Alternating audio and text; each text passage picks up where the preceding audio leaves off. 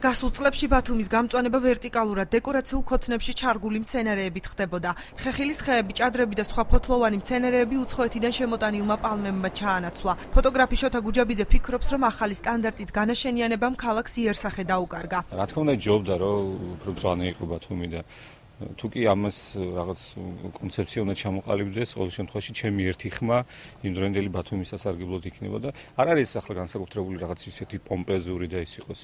აი იგივე რაღაც თუნდაც აი ნეკერჩხალი, ტყემალი, არ არის აუცილებელი ერთ თარგზე მოჭრილი პალმის ხეები და რაღაც სისულელები, რომელსაც ჩრდილი არ აქვს, ფერი და ჟანგბაც არ იძლევა. როგორი იქნება მომავალი წლის განაშენიანების კონცეფცია, ამის შესახებ გამწვანებისა და ლანდშაფტური დაგეგმარების სამსახურის უფროსი საუბრობს. ეთერ მაჭუტაძე ამბობს, რომ აუცილებელია გამწვანების სამსახურს სანერგე მეურნეობა და სათბური ჰქონდეს.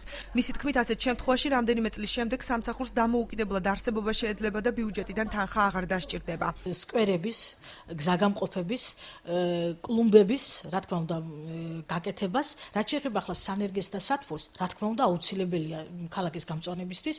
ეს საკითხი უკვე დაყენებულია მერიაში, საკრებულოში და მე ვიცი, რომ უახლეს დღეებში ეს საკითხი გადაწყდება დადებითად და ქალაქის გამწვანებას ექნება სრულფასოვანი სანერგე, სათბური, რომლითაც მომარაგება მოხდება ქალაქის მთელ ტერიტორიაზე. გამწვანებისა და ლანდშაფტური დაგეგმარების სამსახურის უფროსი ასევე ამბობს, რომ გამწვანებისა და ქალაქის არქიტექტურის სამსახური შეთანხმებულად უნდა მუშაობდნენ, რადგან თვითნებურად გამწვანებული ტერიტორია სამომავლოდ აღარ არსებობდეს. როდესაც პროექტი გაკეთდება და პროექტთან ერთად, არქიტექტურასთან ერთად იმუშავებს გამწვანების სამსახური, რა თქმა უნდა, ამის შემდგომ უკვე გამწვანების სამსახური, აი ნებისმიერი მშენებლობის დროს, იქ უკვე თავის ესკიზს, თავის პროექტს წარადგენს, თუ ამ ადგილზე როგორი გამწვანებაა საჭირო და როგორ უნდა გაკეთდეს შემდგომ ამ რა ენერგები უნდა დაირგოს აქ. და ამის შემდგომ აღარ მოუწევს არავის შემდგომს, არც ერთ დირექტორს უკვე ამ ენერგების გადატანა ერთი ადგილიდან მეორე ადგილას. ბათუმის მთავარი არქიტექტორი გიორგი რამიშვილი ჩვენთან საუბარში აცხადებს, რომ მერიას გამწვანების მიმართულებით მომუშავე არქიტექტორი არ ჰყავს. მისი განმარტებით ამ ეტაპზე ქალაქის განაშენიანების კონცეფცია გამწვანებისა და ლანდშაფტური დაგეგმარების სამსახურში უნდა მომზადდეს და